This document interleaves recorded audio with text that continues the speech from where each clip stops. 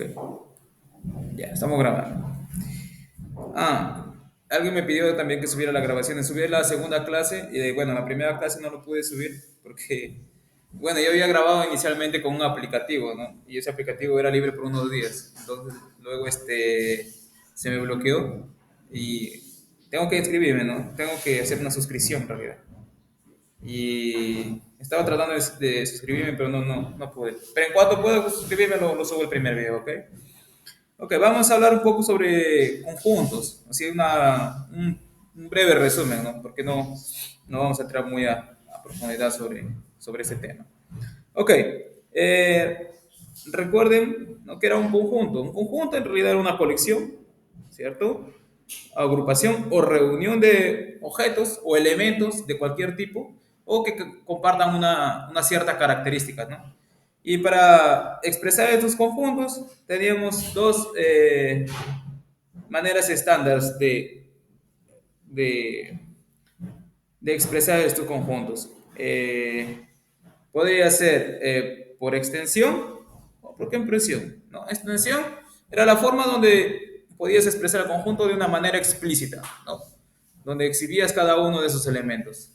Y por comprensión, das de una forma lógica o describe de una forma lógica de tal manera que consigas imaginar o saber todos los conjuntos también, pero no los muestras explícitamente, ¿no? Bueno, generalmente para conjuntos se representan con números mayúsculos, ¿no? Nosotros vamos a utilizar en general A, B, X, ¿no? Y para los elementos, ¿no? Usaremos letras minúsculas, ¿no?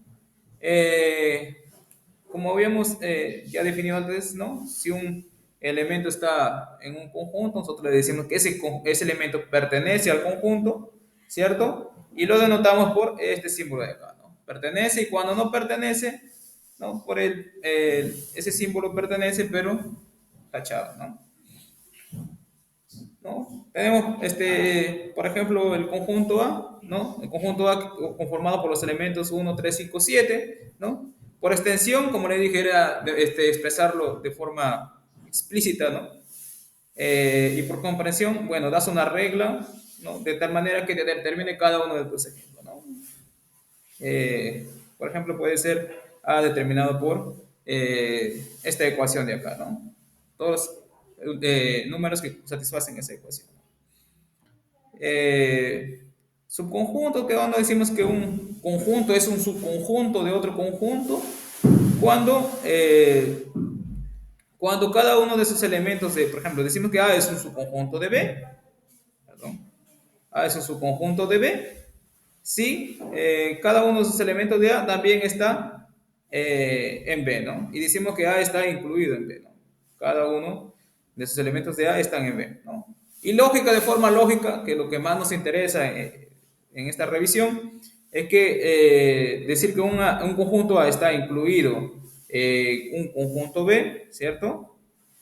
Es que de forma lógica decir, o es equivalente a decir que para todo elemento X, ¿ya? Recuerden que este símbolo de acá significaba para todo, ¿ok? Para todo. Para todo elemento de A, ¿cierto? Para todo elemento de A, acá está, para todo elemento de A, X pertenece a A, implica también que X pertenezca a B, ¿no? O de otra manera podría ser siempre que un elemento esté en A, ¿no? También ese elemento está en B, ¿no? Esa es la expresión lógica de su conjunto, ¿no? Eh, Muy bien. También podemos definir su conjunto propio, ¿no? Su conjunto propio, decimos que un conjunto A es un subconjunto propio de B cuando B tiene un elemento, o por lo menos un elemento, ¿no?, que no está en A. Y también A está contenido en B, ¿no? A está contenido en B. Está propiamente contenido en B, ¿no? O sea, B en general es más grande que A en términos de conjunto, ¿no? Y también definimos eh, usamos también unas terminologías en conjunto que nos van a servir, ¿no? Como es el caso de conjunto unitario, como ustedes también ya habrán estudiado antes. Conjunto unitario es aquel conjunto que consta de un solo elemento, ¿no? Conjunto vacío o nulo es aquel conjunto que no consta de elementos, que no tiene ningún elemento, y es el conjunto que está contenido en cualquier conjunto. ¿Ok? Definimos el conjunto universal, ¿cierto? El conjunto universal es aquel conjunto que contiene a todos los elementos, ¿no? A todos los elementos que se están considerando en un cierto estudio, ¿no? Por ejemplo, más adelante vamos a ver resolución de inecuaciones, ¿no? Y antes de resolver nuestras inecuaciones, nosotros necesitamos definir, ¿no? Nuestro conjunto universo, ¿no? O nuestro conjunto universal, donde el cual se está trabajando todo, se está haciendo todo el tipo de operaciones, ¿no? Eh, También definimos lo que es el complemento de A, ¿cierto? De un conjunto.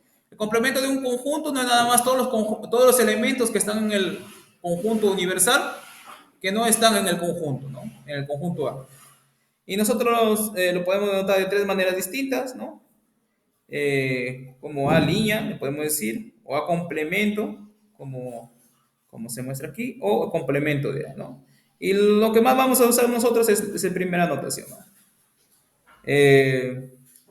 Aquí, como les dije, el conjunto universal es el complemento de un conjunto A es todos los elementos que están en el conjunto universal que no están en dicho conjunto, ¿no? Y la definición lógica de igualdad de conjuntos, ¿cierto? Está dada por la definición 3 que ustedes pueden apreciar en la pantalla.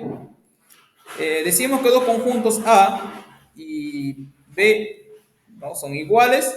Bueno, podemos expresar en términos de conjuntos si el primero está contenido en el segundo y el segundo está contenido en el primero, ¿no? Y su forma lógica de expresar igualdad de conjuntos es de la siguiente manera, ¿no? Decimos que A es igual a B, si y solamente si, ¿cierto? A está incluido en B y B está incluido en A. Esto es importante, ¿cierto? Entonces, lo que está acá es importante, ¿por qué? Porque cada vez que nosotros tengamos una inecuación donde aparezca el término y, significa que digamos, si tengo un elemento que pertenece a un intervalo A y pertenece al otro intervalo, entonces vamos a tener un caso de intersección, ¿no? Y en el caso que tenemos el primero incluido en el otro y el otro incluido en el primero, vamos a tener un caso de igualdad. O siempre que se les pida demostrar que dos conjuntos son iguales, ¿no? Tienen que demostrar que el primero está incluido en el segundo y el segundo está incluido en el primero. Cada vez que demuestres esos dos casos, vas a tener igualdad de conjuntos, ¿ok? Bueno, las operaciones de conjuntos que vamos a necesitar para los temas siguientes son los usuales, ¿no? Lo que es unión de conjuntos, ¿no? Intersección de conjuntos, diferencia y diferencia simétrica. Bueno, en la unión de conjuntos, el conjunto de unión de A y B, o A unido con B, ¿cierto? Es el conjunto formado por todos los elementos de A y todos los elementos de B, ¿no? Todos los elementos de A y todos los elementos de B, dentro de un universo, ¿no? Obviamente ya se sobreentiende que A y B ya están dentro de un universo, ¿no? O sea, el A y B se está trabajando dentro de un conjunto universal, ¿no? Para poder también calcular sus complementos. Entonces, cada vez que nos aparezca la terminología o, más adelante, tal vez, ¿cierto? Nosotros vamos a tener una unión, ¿cierto? Por ejemplo, ¿no? X pertenece al intervalo 1, 2 o X pertenece al intervalo, digamos, 2, 3. ¿No? Lo único que vamos a hacer cuando tengamos esto para expresar de una forma es unirlo, ¿no? X pertenece al intervalo 1, 2, ¿cierto? Unido con 2, 3, digamos, ¿no? Entonces, lo que nos interesa de todo esto es esta simbología, la forma lógica de expresar unión, ¿no? También tenemos la intersección, ¿cierto? La intersección la intersección de dos conjuntos, A y B, ¿cierto? Es el conjunto formado por todos los elementos que están en A y que están en B, por todos los elementos comunes, ¿no? Y su forma lógica, o su expresión lógica, es de la siguiente manera. La intersección de A y B son todos los conjuntos que están en el universo U, tal que X pertenece a A y X pertenece a B. Entonces, de acá también lo mismo que lo anterior, ¿no? Lo que nos interesa es su expresión lógica, ¿no? Pues cada vez que nosotros tengamos X pertenece, o sea, a un intervalo, también pertenece a otro intervalo, entonces una sola expresión para denotar eso es intersectar esos dos intervalos, ¿verdad? La diferencia simétrica, bueno, los demás ya se derivan de los dos primeros, ¿no? La diferencia simétrica del conjunto A y B, o sea, A menos B, perdón, la diferencia de A menos B es el conjunto formado por todos los elementos de A que no están en B, ¿no? Su expresión lógica es de la siguiente manera, ¿no? A menos la diferencia de A y B, ¿cierto? Es el conjunto formado por todos los elementos que están en el conjunto universal, ¿cierto? Tal que X pertenezca a y X no pertenezca a B. De la misma manera tenemos la definición de diferencia simétrica. Diferencia simétrica entre dos conjuntos A y B. Es el conjunto formado por la reunión de todos los elementos que están en A o están en B, pero no están, pero no son comunes de A y B, ¿no? No son elementos comunes de A y B. ¿No? Y se puede pensar de la siguiente manera, ¿no? La diferencia simétrica, bueno, acá está, acá debería ser diferencia simétrica. De A y B lo puedes expresar como la unión de A menos B y B menos A. O sea, es como si fuera la unión, bueno, en realidad es la unión de los dos conjuntos menos los conjuntos comunes, ¿no? Menos los elementos comunes, ¿verdad? Ahora pasamos a definir algunos conjuntos numéricos, lo que más nos interesan a nosotros, o lo que más se utilizan son los números naturales, que ustedes ya lo conocen también, ¿no? Con números naturales, 1, 2, 3, hasta n y continúan. En realidad son conjuntos infinitos, ¿no? Números naturales, tenemos los números enteros, ¿no? Ya los números enteros es un conjunto más grande que los números naturales, ¿cierto? En realidad es un conjunto propio, los naturales de los enteros. ¿Ok? Tenemos los números irracionales. Los números irracionales son de la forma m sobre n, ¿no? Donde m y n son enteros.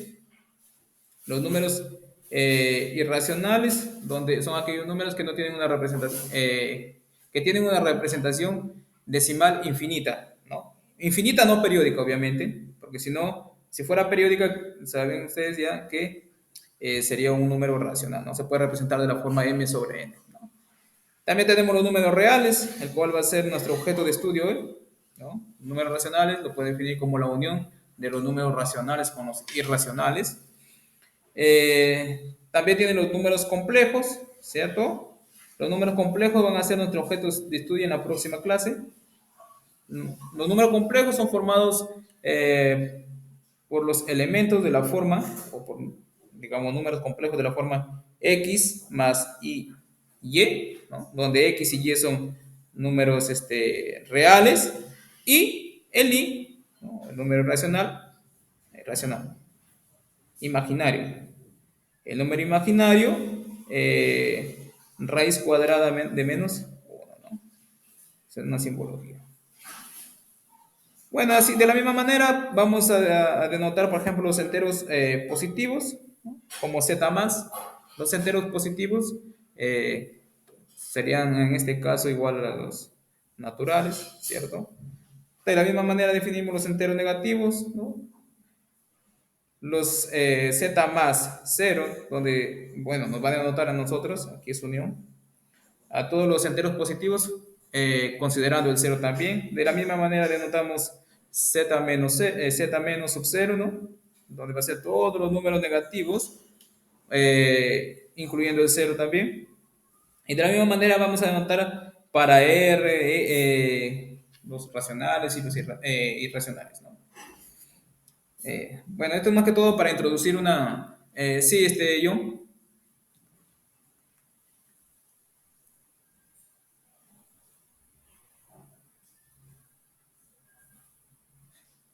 Los hipercomplejos en realidad bueno, mira, en la próxima clase vamos a ver, por ejemplo, los complejos, ¿no?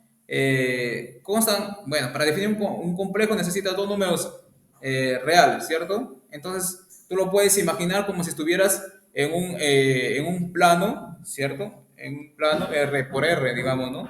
O R2. Y los hipercomplejos ya son, lo podrías ver como, así como tienes R4, que es R por R por R por R cuatro veces, o sea, ya no es un plano, sino lo podría ver como un hiperplano. Entonces, los complejos son de la misma manera, ¿no? Es como si tuvieras un producto de complejos, ¿no? Es como si fueran vectores de complejos, son los hipercomplejos, ¿no? La definición viene de los mismos, del mismo terminología de hiperespacios, ¿no?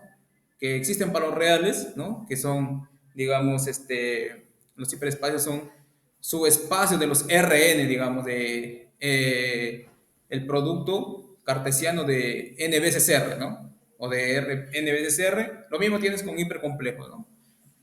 Digamos, es un subespacio, ¿no? Es un subespacio, obviamente es un conjunto grande que cumple ciertos requisitos, que entra ahí el terminología de espacio vectorial, ¿no? Es un subespacio de n veces, digamos, los complejos, ¿no? Son los hipercomplejos.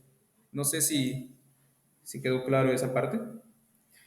Ya, muy bien. Eh, Ahora, como le digo, nuestro objeto de estudio hoy día va a ser los reales, ¿no? Y en la próxima clase va a ser los complejos.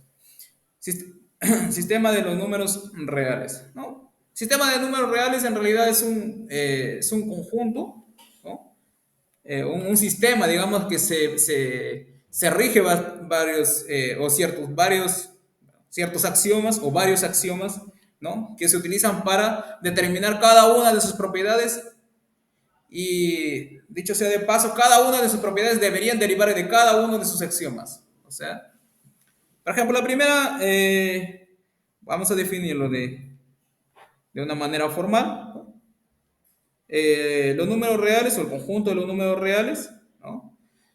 Para definir primero el conjunto de los números reales necesitamos dos operaciones, lo que nosotros vamos a llamar por suma y multiplicación, o también producto. Y necesitamos también una relación de orden, ¿no? Que nosotros llamamos el menor que, ¿cierto? Como le dije, para definir los conjuntos, o el conjunto de los números reales o los reales, en general nos vamos a referir a los reales, ya vamos a omitir el término conjunto, necesitamos una serie de axiomas y también algunas leyes. El primer axioma es bueno, puedes decir axioma o ley, ¿no? Pero, de acuerdo a lo que tú quieras expresar, puede ser la ley, ¿no? Por ejemplo, tenemos la primera ley, que es la ley de la clausura, ¿cierto? ¿Qué quiere decir la ley de la clausura? Clausura con respecto a cada una de sus operaciones, ¿no? En este caso, vamos a ver la clausura con respecto a la adición. ¿Qué quiere decir clausura con respecto a la adición? Que cuando tú sumas dos elementos reales, nunca sales de los reales. ¿Qué quiere decir eso? Que si yo sumo dos números reales, la suma de esos dos elementos también es un número real. ¿Ok? Tenemos la ley de la conmutatividad con respecto a la suma. O sea, sumar A más B es igual que sumar B más A. Ley de la asociatividad, como ustedes ya podrán apreciar ahí, ¿no? Cada vez que yo sumo tres números, ¿no? O mejor dicho, es que la operación suma es para sumar dos cantidades, ¿cierto? Inicialmente, digamos, ¿no? De forma axiomática. Entonces, la suma, tú puedes sumar tres elementos de la siguiente manera, ¿no? Agrupa los dos primeros más el segundo, pero eso es lo mismo que sumar el primero más la suma de los otros dos, ¿no? O sea, tú puedes asociar elementos. Tienes la axioma de existencia y unicidad del elemento neutro aditivo. ¿Esto qué quiere decir? Que existe un elemento en los reales, ¿cierto? Que en este caso se denota por cero, ¿no? Tal que ese elemento, o cualquier número sumado con ese elemento, siempre me da el mismo número, ¿cierto? Lo puedes sumar tanto por la derecha como por la izquierda, tanto, da igual por la conmutatividad. Tenemos el axioma de existencia y unicidad del elemento aditivo, del elemento inverso aditivo, perdón. Es aquel elemento, ¿cierto?, que sumado con el elemento inicial que has tomado, te da el elemento neutro, ¿cierto? Nosotros llamamos el inverso aditivo, ¿no? Y nosotros vamos a denotar por, bueno, si el elemento es A, perdón, si el elemento es A, al elemento inverso aditivo lo vamos a denotar por menos A. También tenemos axiomas con respecto a la multiplicación. También existen propiedades similares a lo que es axiomas con respecto a la adición, ¿no? La primera de ellas es la clausura. Como ya hemos visto anteriormente en suma, la clausura era que si tú operas dos elementos con esa operación, entonces el resultado de esa operación también está en el conjunto, ¿no? En este caso también, ¿no? Dado dos elementos en R, el producto también debería estar en R, ¿no? O la multiplicación en R. Ley de la conmutatividad también. Si tú multiplicas un elemento A por otro elemento B, entonces eso debería ser igual a multiplicar el segundo elemento, luego el primero, ¿no? Puedes conmutar. Ley de asociatividad también, que a ustedes lo habrán visto, lo conocen bastante porque se estudia desde colegio, ¿no? Todas estas propiedades de acá, ya creo que no vamos a perder mucho tiempo en eso. Tenemos la axioma de existencia de unicidad del elemento neutro multiplicativo, que es el 1, ¿no? Que significa que, dado cualquier elemento de R, lo multiplicas por ese elemento neutro, te da el mismo elemento, A, ¿no? En este caso. Tenemos existencia de unicidad del elemento inverso, ¿no? El elemento inverso para todo número diferente de 0, ¿no? Porque 0 es el único elemento que no va a tener elemento inverso multiplicativo, ¿no? Es aquel elemento, ¿no? El inverso multiplicativo de un elemento A es aquel elemento que nosotros lo denominamos por A a la menos 1, tal que multiplicado por A me da el elemento neutro multiplicativo, ¿cierto? También tenemos los axiomas de distributividad, ¿no? Del producto con respecto a la suma, ¿no? Que no es nada más ni nada menos que, bueno, si tengo el producto de A veces la suma de dos elementos, en este caso B y C, no es nada más que la suma del producto o de la multiplicación del A por B más la multiplicación del A por C, ¿no? Y así mismo también tienes tanto por la derecha, tanto por la izquierda, ¿no? Tenemos dos leyes que son importantísimas, ¿no? La ley de tricotomía y la ley de transitividad, ¿no? La ley de la tricotomía, que lo voy a resaltar aquí, ¿qué me quiere decir? Que dado dos elementos en los reales, ¿no? Entonces puede pasar solamente una de las siguientes, o de los tres casos siguientes, ¿no? O es, lo vamos a notar así, primer elemento y segundo, ¿no? O el primer elemento es menor que el segundo, o los dos son iguales, o el segundo es menor que el primero. No puede ocurrir otro caso más, ¿no? Esa es la ley de la tricotomía. También tenemos la ley de la transitividad, ¿no? Que me dice si, bueno, aquí salió pegado, si A es menor que B y B es menor que C, entonces A es menor que C. O sea, la ley de transitividad. Puedo transitar desde el primero hasta el segundo siguiendo esa ley o esa orden, ¿no? Con respecto a nuestra orden, que en este caso es menor, ¿no? Tenemos otras leyes, ¿no? Que pueden parecer obvias, pero son importantes al momento de mostrar ciertas propiedades, que nos dicen, por ejemplo, si A es menor que B, entonces A más C es menor que B más C para todo número real. También tenemos que si A es menor que B, y bueno, y tiene C un número positivo, entonces el producto de A por C es menor que B por C, siempre que C sea un número positivo, ¿no? Cuando C es un número negativo, ya no tienes eso, ¿no? En realidad tendrías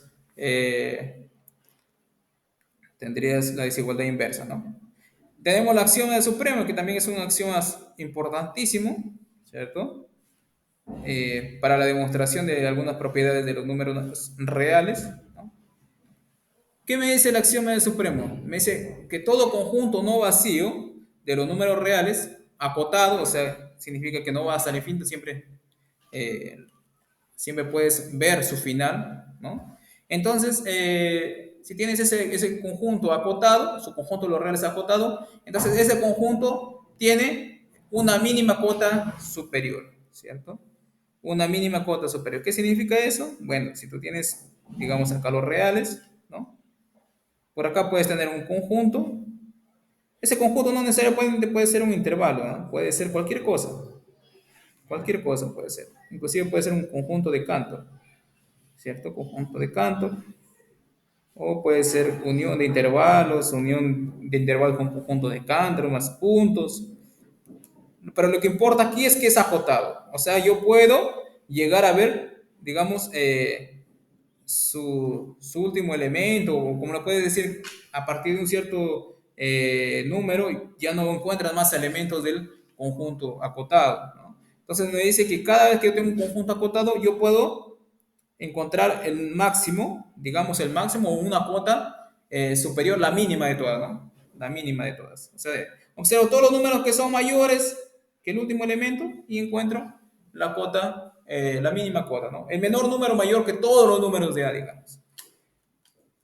Ese sería el conjunto, el axioma del supremo. Muy bien. Eh, Tenemos algunas observaciones, ¿no? Ah, otra cosita también. El axioma del supremo es muy importante para la definición de los conjuntos, perdón, del conjunto irracional, ¿no? De todo número irracional. Como ustedes saben,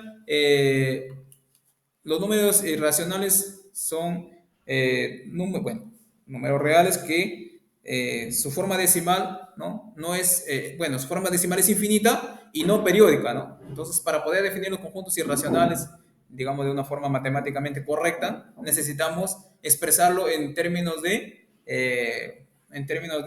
sucesiones o secuencias que converjan a ese número, ¿no?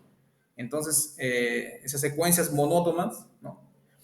Convergen a un número, ¿no? Entonces ese número, que también no va a ser un racional, obviamente, cuando quieres probar la existencia de los irracionales, ¿no? Es importante el axioma de supremo, ¿por qué? Porque si esa secuencia converge a un punto, entonces ese punto debería ser un número real.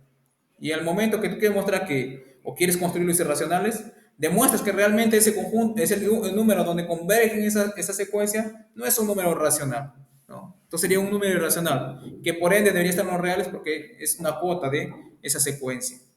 Pero bueno, eso no es nuestro tema de hoy, eso ya es más un poco para matemática pura. Bueno, como ustedes han visto, bueno, los naturales, los enteros, los racionales y también los irracionales, en realidad se deducen los axiomas de los números reales, ¿no? Por ejemplo, si tú quieres probar que los números naturales están en los reales, ¿no? Utilizas apenas solamente un axioma, ¿no? Por ejemplo, la axioma M4 que te decía, existía un elemento neutro multiplicativo, ¿no? Eh, en realidad aquí es A4, debería ser. Bueno, en fin, tienes un elemento neutro, ajá, tienes un elemento neutro multiplicativo, ¿cierto? Y ese era el uno, ¿cierto? Entonces el uno pertenecía a los reales, ¿cierto? Entonces a partir del uno tú ya puedes construir los números naturales, ¿no? ¿Por qué? Bueno, puedes mostrar que los números naturales están en los reales, ¿por qué? Porque, bueno, el uno está en los reales, la suma del uno más uno también está en los reales, por lo tanto el 2 está en los reales, ¿no? Y así puedes ir mostrando que cada uno de los elementos de los números naturales está en los reales, ¿no? Construyéndolo cada elemento como una secuencia de sumas de unos, ¿no? Eh, También puede mostrar que usando los axiomas, obviamente, puede mostrar que los irracionales también están, o es un subconjunto de los números reales, ¿no? Pero primero veamos para los conjuntos, los números enteros, ¿no? Por ejemplo, para los números enteros, tendrías que probar también que los números negativos están en los reales, porque los números positivos ya están, ¿no? Por lo que hemos visto en los dos primeros ítems, ¿no? Construyéndolo como una suma, una secuencia de sumas de unos, ¿no? Para el caso de los, de los, de los enteros, perdón, de los enteros, lo único que tiene que saber, bueno, es que cada elemento tiene su inverso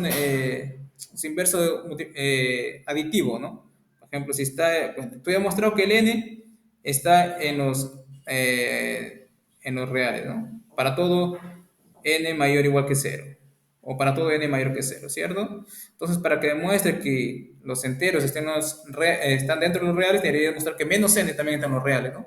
Y para eso utilizas el axioma del inverso aditivo, ¿no? Entonces, el inverso aditivo te dice que existe un número que nosotros llamamos menos n, que sumado con n te da 0, y que también ese menos n está en los reales, ¿no?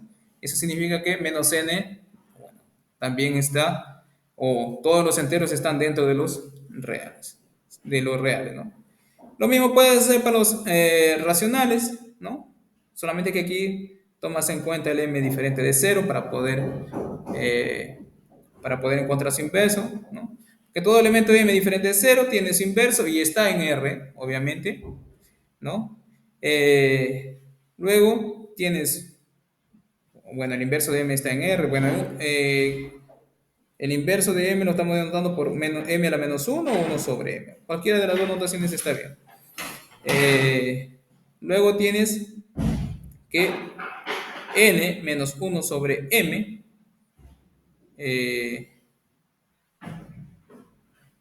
aquí es producto ya. Te da n sobre m, o sea, n está en los reales, 1 sobre m está en los reales, el producto está en los reales, entonces tú tienes que todo elemento o todo número de la forma n sobre m también está en los reales, que es lo mismo decir que los números racionales están dentro de los números reales, ¿no? Claro, considerando antes el m diferente de 0, ¿no? También cabe recalcar que para denotar el conjunto de los números reales es usual denotar una recta ilimitada por ambos lados, ¿ok? Y en la recta se puede obviamente representar la ley de orden que estamos usando, ¿no? Que es el menor, ¿no? Por ejemplo, acá tenemos A menor que C y B, perdón, A menor que B y B menor que C, ¿no? Entonces, cuando es menor, escribimos a la izquierda, ¿no? Del número mayor. Muy bien. Definimos intervalos también. Tenemos intervalos cerrados. Su forma gráfica y su forma por comprensión también. Tenemos que el intervalo cerrado AB, o con extremos AB, también podemos decir el intervalo cerrado en A y cerrado en B, ¿no? Es el conjunto de todos los números reales, ¿no? tal que, eh, tal que están entre A y B, y pueden ser A y también pueden ser B, ¿no? Y lo denotamos, ¿no? Por un segmento cerrado en sus extremos, ¿no? También tenemos intervalos abiertos, ¿no? Que su forma por comprensión sería todos los X o todos los elementos R que están en R, tal que están entre A y B, ¿cierto? Pero no son A ni son B. Digamos, intervalo abierto A-B, ¿no? Y lo denotamos gráficamente como el segmento, ¿no? Con sus extremos, digamos, con un círculo vacío, ¿no? Intervalos semiabiertos, puedes tener un intervalo semiabierto por la derecha, ¿cierto? Y semiabierto por la izquierda. Bueno, el primero lo puede ver como intervalo cerrado en A y abierto en B, ¿no? Es aquel intervalo, ¿no? Donde conformado por todos los elementos que están en los números reales, ¿no? Tal que están entre A y B, pero pueden ser A y no B. ¿Okay? No lo considera B. Lo mismo con intervalo semiabierto por la izquierda, ¿cierto? Conformado es el conjunto de los elementos que están en R, ¿cierto? Y que están entre A y B, ¿cierto? Pero no toman el valor A y pueden tomar el valor B. Sí pueden tomar el valor B, ¿ok? En este caso, de la misma manera, lo denotamos por segmentos. En el primer caso, cerrado por la izquierda y representado por un círculo vacío en B. En el otro, como no lo toma la, lo vamos a representar como un círculo vacío en A y con un círculo, digamos, rellenado en B, ¿no? También de la misma manera podemos definir los rayos, ¿cierto? Tenemos el rayo abierto y el rayo, bueno, cerrado, lo podemos decir así. No cerrado, el rayo abierto en A, el rayo abierto en A lo podemos representar como, bueno, el rayo abierto en A en este caso lo vamos o su forma de manera por comprensión sería todos los elementos que están en R que son mayores que A en este caso y en otro, en el caso del radio cerrado en A, ¿cierto? Todos los números mayores iguales que A. En este caso lo mismo, siempre que tenga mayor o igual, lo vamos a denotar por un círculo relleno y cada vez que tengamos mayor o menor, siempre el círculo, con un círculo vacío, ¿no? También tenemos el radio ilimitado por la izquierda, ¿no? O sea, se va hacia el menos infinito, ¿no? También tenemos abierto y también tenemos uno cerrado en B, ¿no? Cuando está abierto, y como habíamos dicho antes, lo vamos a representar por un círculo vacío y cuando sea cerrado en B, vamos a denotarlo por un círculo relleno, ¿no? A ver, con los axiomas de los números reales vamos a demostrar sus propiedades esenciales o sus propiedades que digamos que siempre lo hemos usado desde que tenemos uso de la razón, ¿no? Pero nunca hemos, digamos, nos hemos preguntado por qué, ¿no? Y todo tiene un porqué, ¿no? Y todo se basa en los axiomas de la construcción de los números reales. Por ejemplo, el primero es, ¿no? ¿Por qué menos cero o el inverso aditivo de cero es igual a cero? ¿No? Uno puede decir, bueno, menos cero siempre es igual a cero, pero ¿por qué? Bueno, todo tiene un porqué y se demuestra o se rige bajo ciertas reglas, que en este caso son nuestros axiomas, ¿no? Por ejemplo, para demostrar que menos cero es igual a cero, bueno, partes así, ¿no? Menos cero. Entonces, la siguiente propiedad que voy a utilizar, ¿quién es? El elemento neutro aditivo, ese es cero también. O sea, esto lo puedo ver como un elemento, ¿no? Ese elemento le sumo cero, ¿no? No me altera el número, ¿no? Pero menos cero es su inverso aditivo de cero, entonces todo el número sumado con su inverso aditivo te da el elemento neutro aditivo, que en este caso es cero. Entonces en este caso ha llegado a demostrar que menos cero es igual a cero, ¿no? Es una forma sencilla, pero es la manera formal de demostrar que menos cero es igual a cero, utilizando los axiomas, ¿no? También podemos mostrar que si A más B es igual a A, entonces B es igual a cero. Ojo, que tú puedes decir, bueno, ¿no? Paso el A a restar allá y ya me queda B igual a cero. Que todavía no está definido la resta, no hemos definido la resta. Apenas hemos definido dos operaciones, la suma y la multiplicación. Entonces, todas las cosas que demostremos debemos, o debe demostrarse regido por los axiomas de la definición de los números reales, ¿ok? Entonces, como les digo, acá no podemos utilizar, paso a restar, no. Vamos a seguir cada uno de los axiomas. Todo se demuestra bajo las ciertas reglas que no podemos tener hasta ahora, ¿no? Por ejemplo, para demostrar que B es igual a cero, teniendo en cuenta que A más B es igual a A, vamos a hacerlo de la siguiente manera. Bueno, B es igual, queda igual a sumarle su elemento neutro aditivo, ¿no? Por el axioma 4, A4, ¿no? Pero tú sabes que cero tú lo puedes obtener sumando un elemento, ¿cierto? Por su inverso aditivo, que en este caso le estamos sumando menos A más A, ¿cierto? Bueno, el B baja igual, ¿cierto? Ahora utilizamos la propiedad asociativa, ¿no? Asociamos el A y el B, y me queda menos A más B, ¿no? Pero A más B te dio igual a, o por hipótesis, es igual a, ¿cierto? Entonces tienes que B es igual a menos A más A, ¿cierto? O sea, yo digo menos A, pero en realidad esto menos A o representa el inverso aditivo de A. Entonces, la forma correcta de hablar acá sería así. Todo esto es igual a el inverso aditivo de A más A, ¿no? Y tú sabes que el inverso aditivo más de un número más el número siempre te da cero. Entonces, usando solamente los axiomas, hemos demostrado que si A más B es igual a cero, perdón, es igual a A, entonces el B sí tiene que ser igual a cero, ¿cierto? Porque nos hemos regido sobre nuestros axiomas, sobre nuestras reglas de juego, ¿no?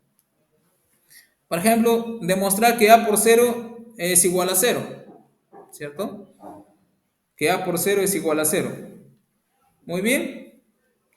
Recuerden que el A por cero no está en nuestros axiomas. En nuestros axiomas sí está que A por 1 siempre tiene que darte A, pero no está como axioma que A por 0 es igual a 0. Entonces el A por 0 igual a 0 tiene que deducirse de los axiomas. ¿Ok? Muy bien. Bueno, nosotros queremos demostrar que A por 0 es igual a 0. Partimos de A por 0, ¿cierto? El A por 0 tú lo puedes ver como un solo número, ¿cierto? Y le estás sumando su elemento neutro aditivo, ¿cierto? Pero tú sabes que el elemento neutro aditivo es lo mismo que sumar un número por su inverso aditivo, que en este caso el número que le estoy sumando, sumando con su inverso sería el A por A veces 0, ¿cierto? Y este de acá es el inverso de A veces 0, de A por 0, ¿no? Muy bien. Ahora podemos utilizar nuestra propiedad de la asociatividad y asociamos el primero con el segundo, ¿no? Y el tercero me queda solo, ¿no? Esto lo puedo ver como un solo elemento. Muy bien. Utilizando la propiedad de distributividad, nosotros podemos sacar el A afuera y dejar adentro 0 más 0, ¿cierto? Bueno, el otro sumando lo hemos bajado normal. Y finalmente, 0 más 0, bueno, 0 es elemento neutro, más sumado al mismo elemento neutro, siempre tiene que darte 0, entonces me queda A por 0 más menos A por 0. O sea, el elemento más su inverso aditivo.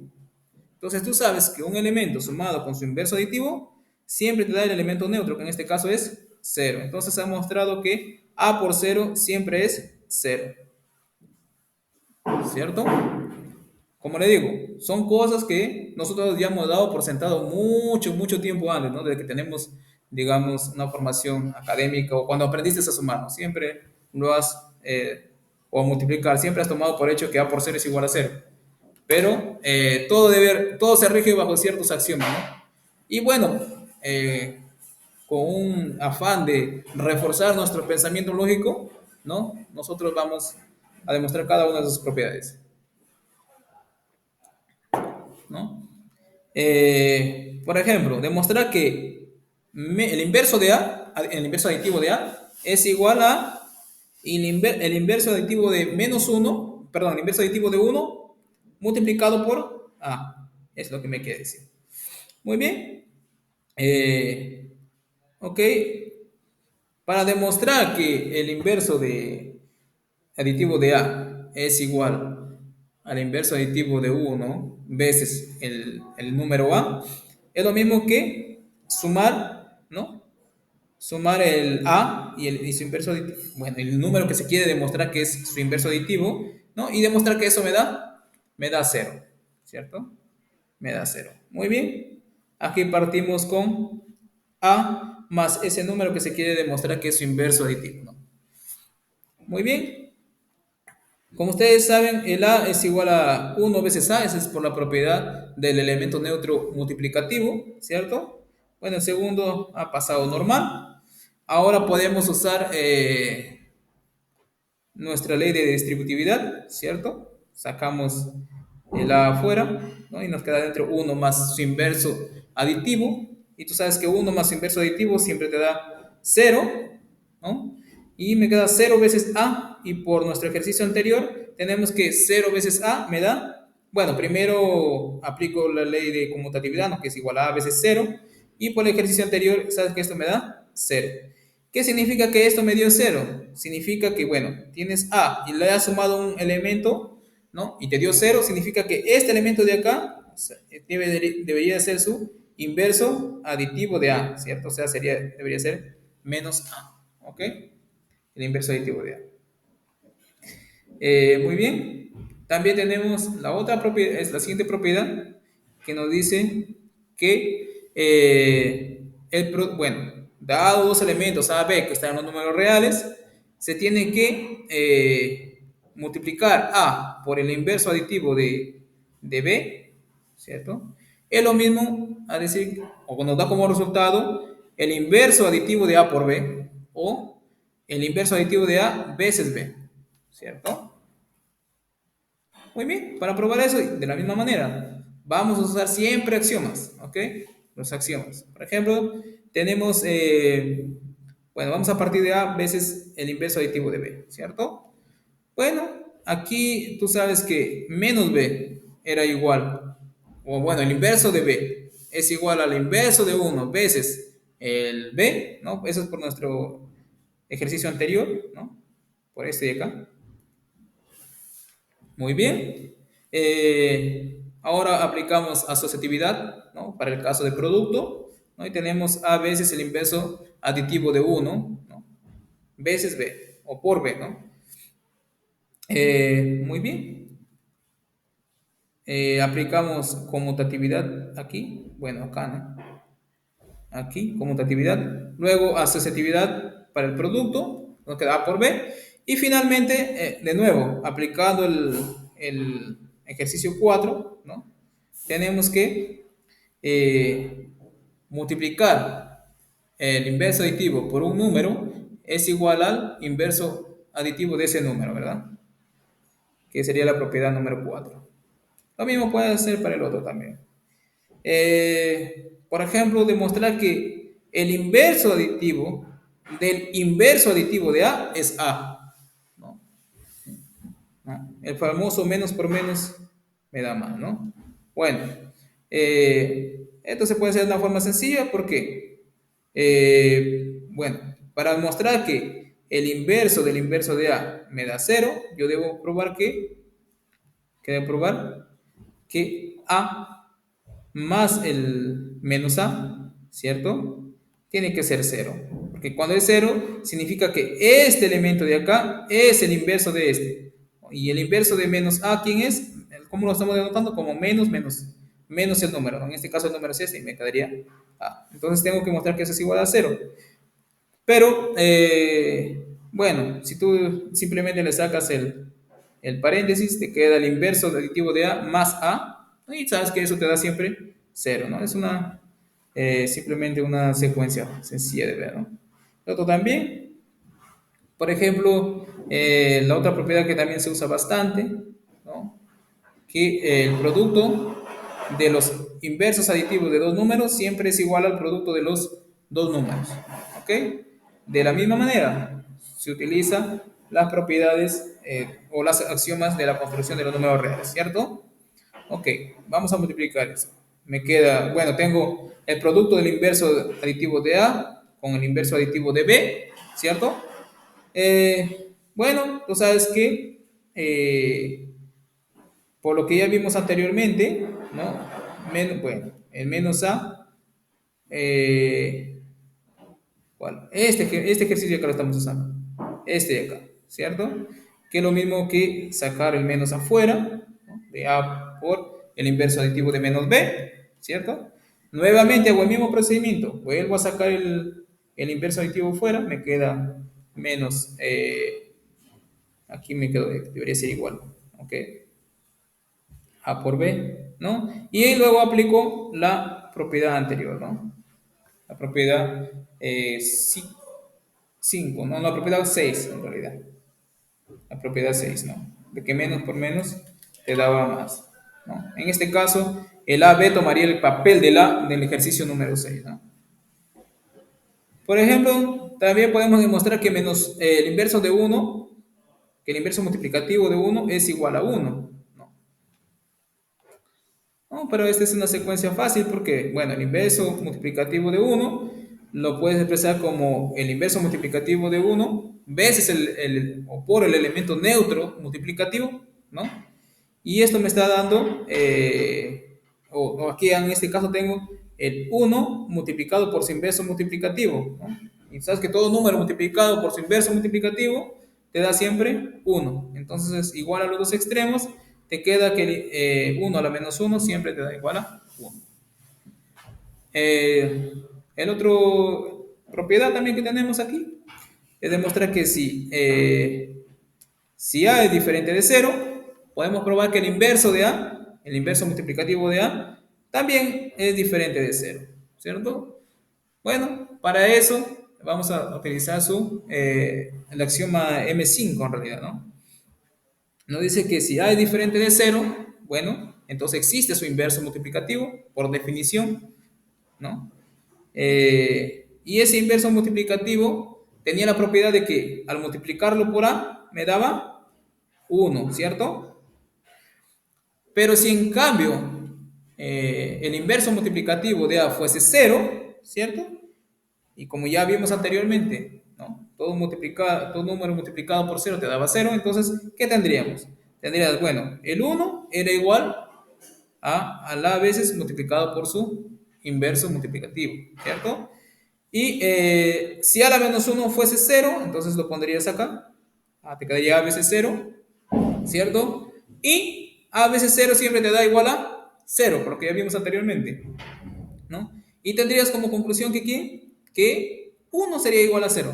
Pero en la definición o en los axiomas de los números reales, decía, existe un número neutro multiplicativo que era diferente de 0, ¿no? Esa es su, digamos, su propiedad, ¿no? Axiomática, ¿no? Entonces, 1 no puede ser igual a 0, por tanto, el inverso multiplicativo de A tiene que ser diferente de 0 también, cada vez que A sea diferente de 0. Muy bien. Lo mismo que tuvimos para el inverso del inverso aditivo de A, también tenemos para el inverso bueno, el inverso multiplicativo del inverso multiplicativo de A, ¿no? Que eso también tendría que darme A, ¿cierto? Tendría que darme A. Esto de acá, ¿no?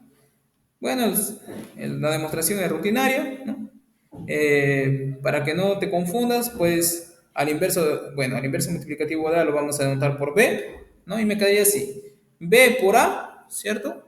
Que es lo mismo del inverso multiplicativo de de A, que es, lo estamos anotando por A elevado a la menos 1, B es A, ¿cierto? Y como aquí estás haciendo el producto de un elemento por su inverso multiplicativo, y tú sabes que eso te da elemento neutro multiplicativo, ¿no?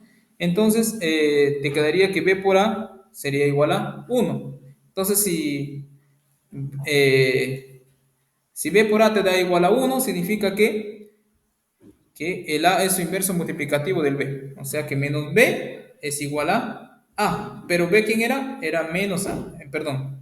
Y ahora estamos con inverso multiplicativo, ¿no? Eso significaría que el B es el inverso multiplicativo del A, o el A es inverso multiplicativo del B. O sea, lo mismo te daría que B a la menos 1 es igual a A. ¿Pero quién es B? B es A la menos 1 ya, ¿no es cierto? Entonces eso me quedaría igual a A. Y aquí tenemos una de las propiedades más importantes, ¿no? Para el caso de resolución de ecuaciones o inecuaciones, ¿no? Que si el producto de dos números, ¿no? Si el producto de dos números me da 0, entonces es equivalente a que uno de ellos sea igual a 0. O de manera formal sería, el producto de A por B es igual a 0, sí y solamente sí, ¿cierto? A es igual a 0 o, esto es importante, o B es igual a 0. Uno de ellos tiene que ser igual a 0. El sí solo sí, ¿ok? Para demostrar un sí solo sí, ¿no? Debemos usar o desglosarlo en las dos implicaciones, ¿no? Para que recuerden que P sí solamente sí Q era equivalente a decir P entonces Q, ¿cierto? Y P e IQ implica P. IQ implica P. Ya no me quedo espacio. Muy bien. Entonces, ¿qué significa? Si yo quiero mostrar un sí solo sí, tengo que demostrar la primera implicación y luego la segunda, ¿no? Entonces, vamos a empezar por la primera implicación, ¿cierto? Por la primera implicación. Bueno, la primera implicación es mostrar que si A por B es igual a 0, entonces debo mostrar que A es igual a 0 o B es igual a 0. Muy bien, en efecto. Vamos a empezar a ver primero las posibilidades que puede tomar el A, ¿no? Tiene dos cosas, o dos posibilidades. O A es igual a 0, o A es diferente de 0, ¿cierto? Si A fuese 0, entonces A por B es igual a 0, ¿cierto? ¿Por qué? Por una propiedad que hemos visto anteriormente. Todo número multiplicado por 0 te da 0. Entonces, cuando A es igual a 0 no tenemos problema. Nuestra implicación sería verdadera. Entonces, tendríamos que probar cuando el A es diferente de 0, ¿cierto? Muy bien, aquí como dice ya, si A es igual a 0, entonces la implicación sería verdadera o estaría probada. Ahora nos faltaría probar cuando A es diferente de 0. Entonces, para que nuestra implicación sea verdadera, ¿cierto? Entonces tienes así, P, entonces, ¿cierto? Vamos a glosar así. P, entonces, R, I, O, S, ¿cierto? Entonces tenías R, O, S, ¿cierto? En el caso de que R es verdadero, o sea, en el caso de que A es igual a cero, me quedaría P, entonces, verdadero, ¿cierto? O S, ¿cierto? Pero verdadero o S siempre te da verdadero, ¿cierto? Entonces me quedaría P, entonces, verdadero. Y tú sabes que P, en la implicación, si la segunda es verdadera, siempre te da verdadera, ¿no? Te da verdadera. Por eso es que ya decimos que cuando es igual a cero, nuestra implicación es verdadera. ¿Ok? Aquí estamos siguiendo todas nuestras propiedades lógicas que ya hemos visto anteriormente, ¿no? Para la demostración siempre se usa nuestras propiedades lógicas que ya hemos estudiado, ¿no? Ahora, si A es diferente de cero, ¿qué tenemos, no? P, bueno, recuerden que estamos mostrando P, entonces R o S, ¿cierto? Si R, bueno, donde R era la proposición A es igual a cero, ¿cierto? Y S, nuestra proposición B igual a cero, ¿no? Si A es diferente de cero, significa que este de acá es falso, ¿cierto? Entonces me queda P, entonces falso o S, y tú sabes que la verdad o eh, el valor lógico de falso o S siempre me da el valor de S, ¿cierto? Entonces, para que mi implicación sea verdadero, ¿cierto? Claro, nosotros ya tenemos que P es verdadero, ¿no? O sea, estamos asumiendo como hipótesis, ¿no? Siempre hipótesis asume verdadero, ¿ok? Entonces, como tú estás asumiendo P verdadero, para que nuestra implicación sea verdadero, debería mostrar que S es verdadero, ¿cierto? Y mostrar que S es verdadero es mostrar que B es igual a cero. Muy bien. Entonces, si A es diferente de cero, vamos a mostrar que B es igual a cero. Muy bien. Bueno, como A es diferente de cero, vamos a comenzar de la siguiente manera, ¿no? A es igual a la sumado con su elemento neutro aditivo, que en este caso es cero, ¿no? Pero como A por B es igual a cero, entonces en vez de cero nosotros podemos sustituir A por B, ¿cierto? Ahora podemos aprovechar la ley de distributividad, ¿cierto? Entonces el A sale afuera y me queda dentro uno más B, ¿cierto? Uno más B. Muy bien. Como tú sabes, tenemos, bueno, si tú observas los dos extremos, tenemos A igual a ¿quién? A veces uno más B. ¿Esto qué significa? Significa que ese término de acá tiene que ser el elemento neutro multiplicativo. ¿Y quién es el elemento neutro multiplicativo? Uno. Entonces tendrías que uno es igual a uno más B, ¿cierto? Muy bien. Si tú tienes que uno es igual a uno más B, ¿qué tendría que ser B? B tendría que ser el elemento neutro aditivo. ¿Y quién es el elemento neutro aditivo? Cero. Entonces, ¿qué? B es igual a cero. Muy bien.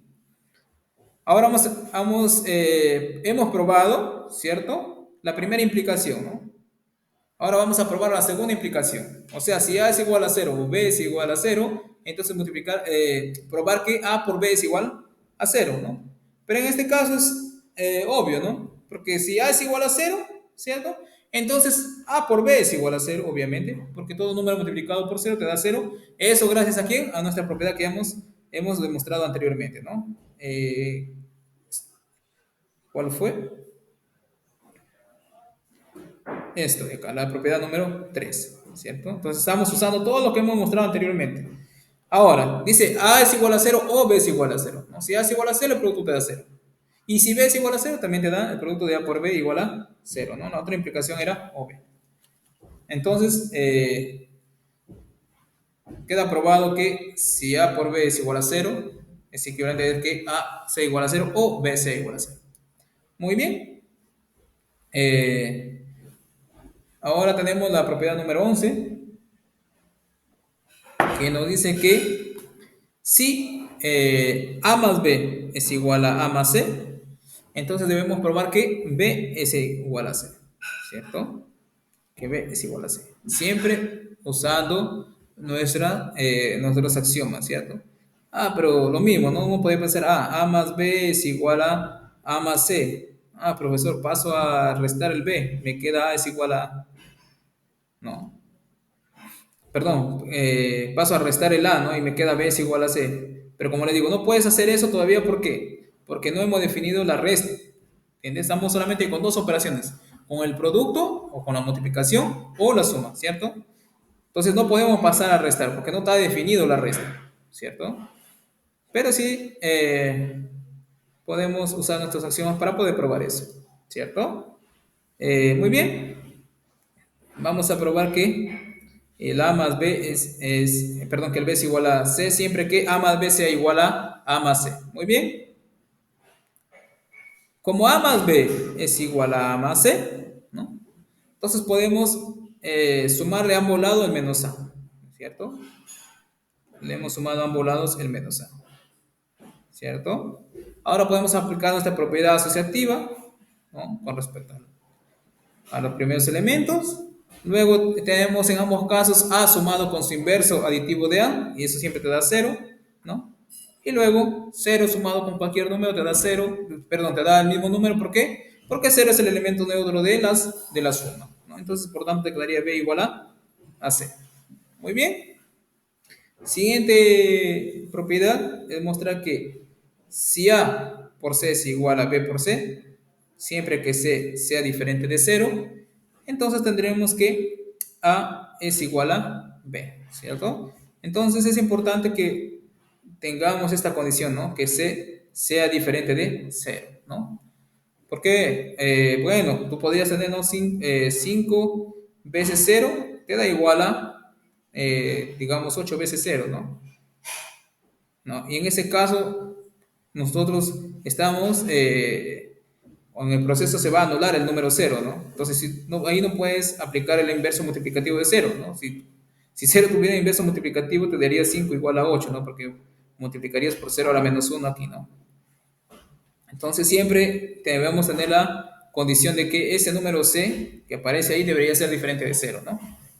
Muy bien. Primero, vamos a analizar dos casos nuevamente, ¿no? Cuando A es igual a 0 y cuando A es diferente de 0, ¿no? Teniendo en cuenta que C ya es diferente de 0, ¿ok? Ok, si A es igual a 0, es lo mismo que decir, bueno, esto implica que B por C, perdón, A por C, bueno, tiene razón. ¿Por qué? Si A por 0 si A es igual a 0, entonces tendríamos que, bueno, A por C ya tienes que es igual a B por C, ¿cierto?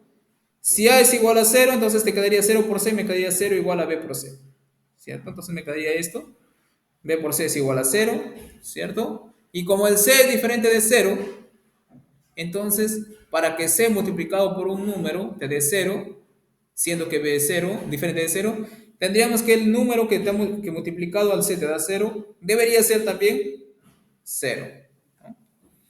Muy bien. En ese caso, hemos mostrado que cuando A es 0, el B también tendría que ser 0. Por tanto, el A es igual a B, ¿no? En este caso, igual a 0. Lo importante es cuando A es diferente de 0.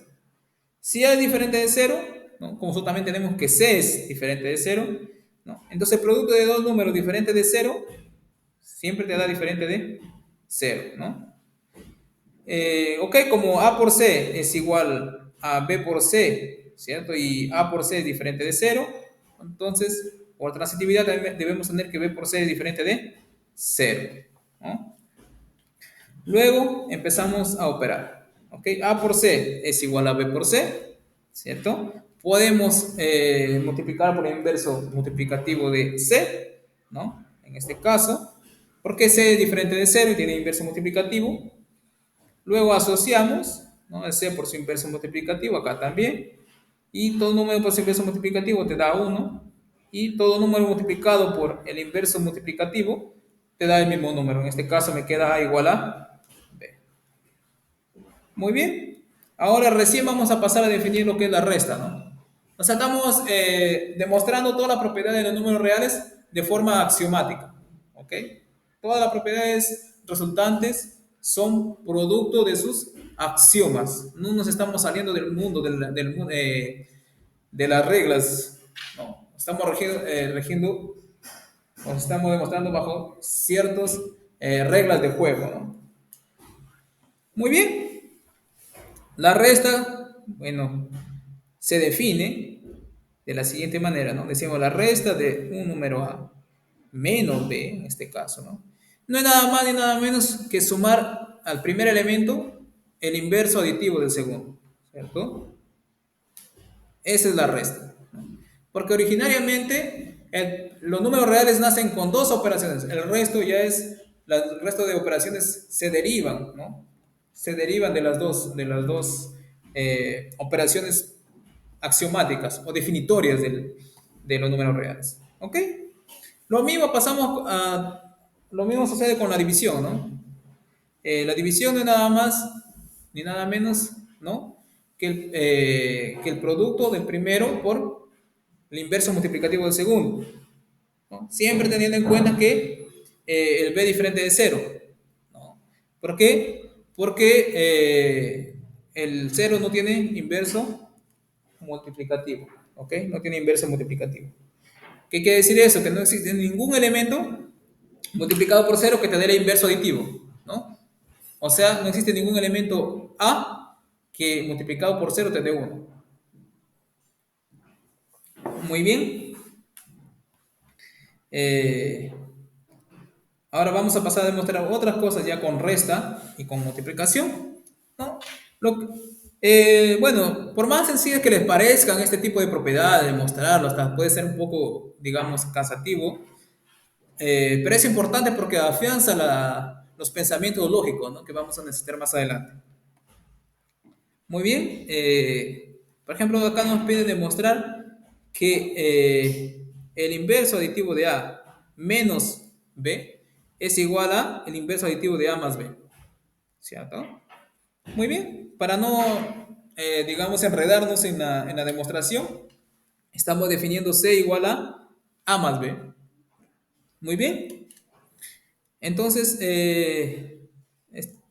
estamos colocando en vez de A más B, lo vamos a colocar C, menos esto de acá. Si nosotros mostramos que esto de acá nos da 0, ¿cierto? Entonces tendríamos que esto de acá es el inverso aditivo de ¿quién? De C, ¿cierto?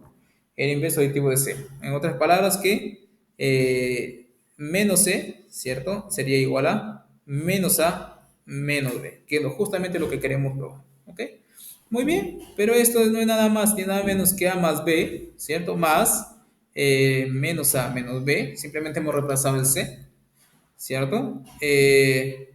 Recuerden que la resta era nada más ni nada menos que sumar el inverso aditivo del segundo, que es justamente esto de acá. O sea, todo se convierte en términos de sumas y luego, como ya damos el término de sumas, podemos utilizar nuestros axiomas o nuestras propiedades que hemos probado antes, ¿no? Muy bien. Ahora lo único que hacemos es asociar, ¿cierto? El segundo con el tercero y luego aplicamos conmutatividad, ¿cierto? Luego nuevamente asociamos el primero con el segundo y el tercero con el cuarto y estamos sumando a cada uno su inverso aditivo. Si estamos sumando a cada uno su inverso aditivo, bueno, aquí nos quedaría 0 más 0 cada uno de los sumandos y eso obviamente nos da 0. Como les dije, mostrar que esto era igual a 0 era lo mismo mostrar que menos c es igual a menos b. ¿No? ¿Y menos c quién es?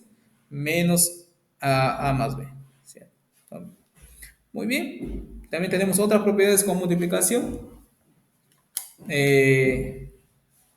Nos piden demostrar que el inverso multiplicativo del producto de a y b es igual al inverso multiplicativo de A por el inverso multiplicativo de B. Y obviamente esto es igual a el inverso multiplicativo de B por el inverso multiplicativo de A.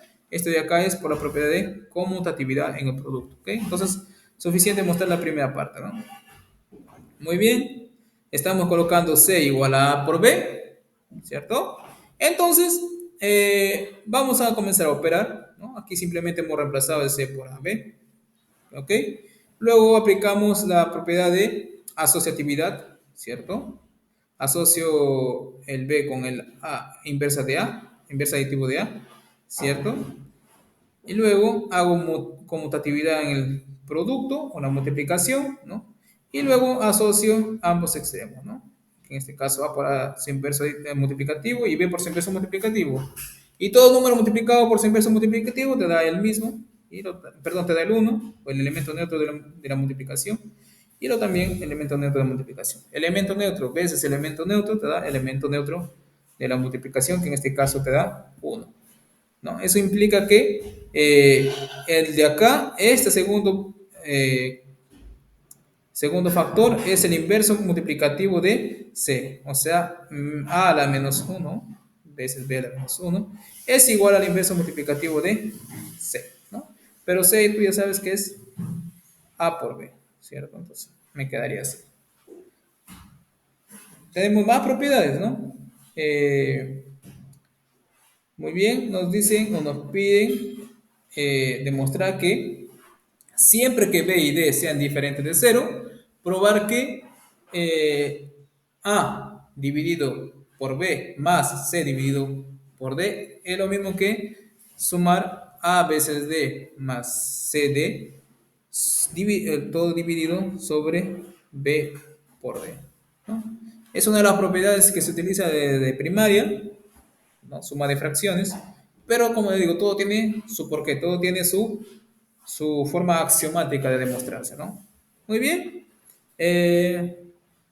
Como el producto, bueno, la división y la resta se derivan de las dos operaciones canónicas de los números reales, entonces, cada vez que tengamos que demostrar una división a una operación que involucre multiplicación, división o resta, para seguir con nuestra regla de juego, lo llevamos a términos de producto y suma, ¿no? Por ejemplo, acá, A veces A sobre D, bueno, A entre D más C entre D es igual a, por definición, ¿no? Acá vamos a pasar definición. A sobre D o A entre D es igual a el producto de A y el inverso multiplicativo de B, el otro también, ¿no? C entre D es el producto de C por el inverso multiplicativo de D. Muy bien.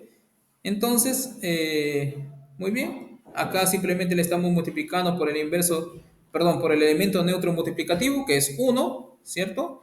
Y tú sabes que el inverso multiplicativo perdón, el elemento neutro multiplicativo lo puedo obtener haciendo el producto de un elemento por su inverso multiplicativo, ¿cierto? Que en este caso nos ayuda, en el primero nos ayuda a colocar el elemento neutro multiplicativo como d veces su elemento inverso multiplicativo, en el otro también, ¿no? En este caso nos ayuda el b.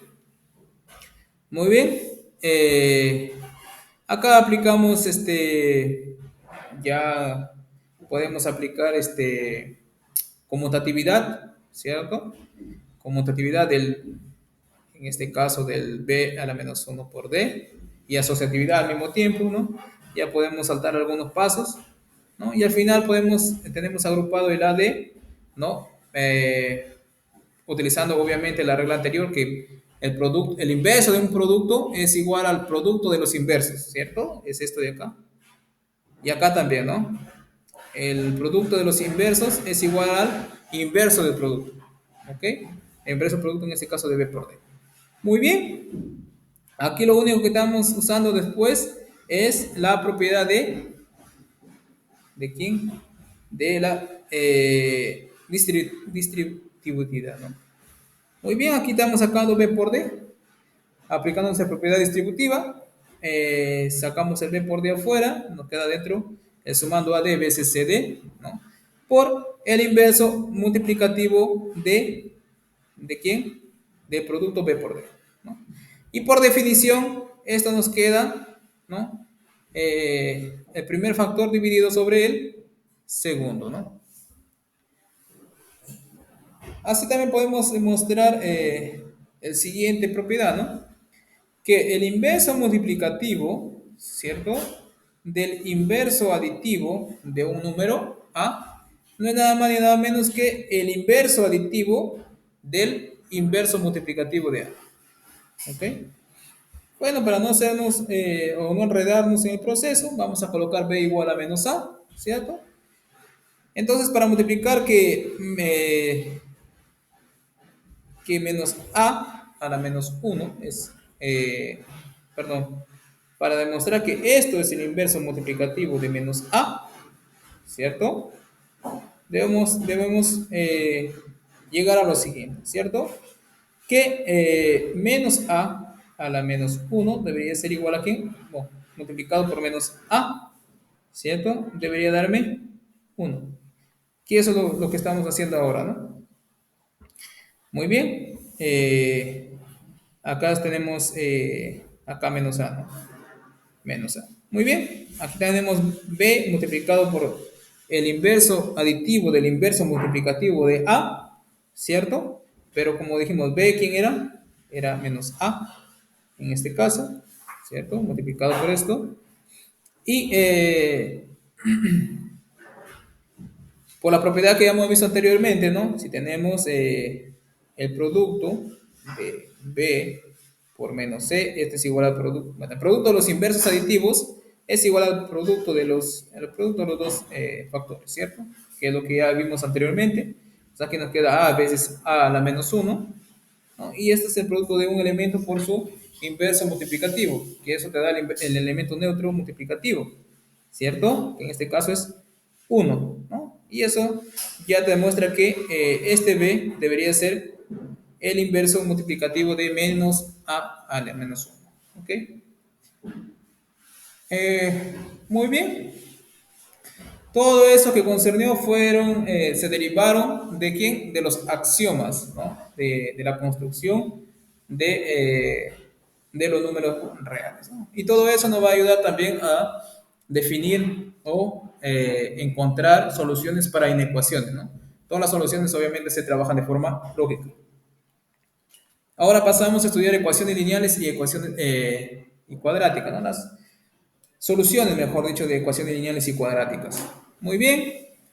Eh, bueno, en primer lugar, una ecuación lineal es de la forma ax más b igual a cero. Entonces, el siguiente teorema nos muestra o nos dice quién sería la solución de una ecuación lineal de la forma x más b, ¿no?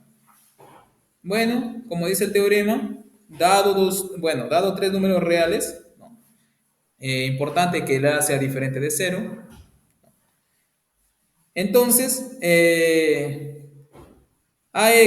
a por b, perdón, a por x más b es igual a cero, sí y solamente sí, ¿cierto? Sí, solamente sí, x es igual al inverso aditivo de b dividido sobre a, ¿cierto? Bueno, es una ecuación estándar que ustedes siempre han sabido que era igual a eso, pero la idea no es saber eso, la idea es demostrarlo, ¿no? Demostrarlo usando tus axiomas, ¿no? Muy bien, vamos a demostrar eso. En primer lugar, x, ¿cierto? Es igual ¿a quién? Igual a x multiplicado por el elemento neutro aditivo, ¿no? Ese es por el axioma del elemento neutro, perdón, multiplicativo. Elemento neutro multiplicativo. Pero ustedes saben que el elemento neutro multiplicativo, ¿cierto? Se obtenía al multiplicar cualquier elemento por su inverso multiplicativo. En este caso estamos eh, colocando A, ¿cierto? A por inverso multiplicativo de A o inverso multiplicativo de A veces A te da el elemento neutro multiplicativo. Muy bien. Ahora asociamos, nos queda el inverso multiplicativo de A afuera y en el paréntesis o en el corchete nos queda A por X. Muy bien. Bueno, A por X lo puedo sumar el elemento neutro aditivo, ¿no? Que es el cero. Pero el cero o el elemento neutro aditivo se puede obtener al sumar un elemento con su inverso aditivo. En este caso estamos tomando B, ¿no? B menos B. Muy bien, luego aplico asociatividad a X más B, ¿cierto?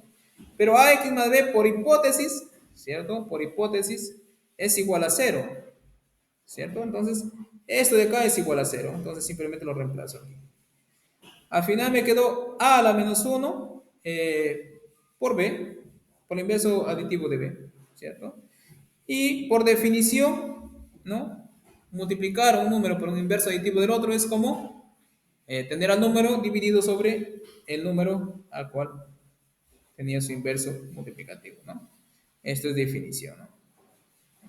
Entonces, de forma lógica, usando axiomas, nosotros hemos demostrado que si nosotros tenemos una ecuación lineal de la forma x más b con a diferente de cero, entonces la solución o x es igual a el inverso aditivo de b dividido sobre a.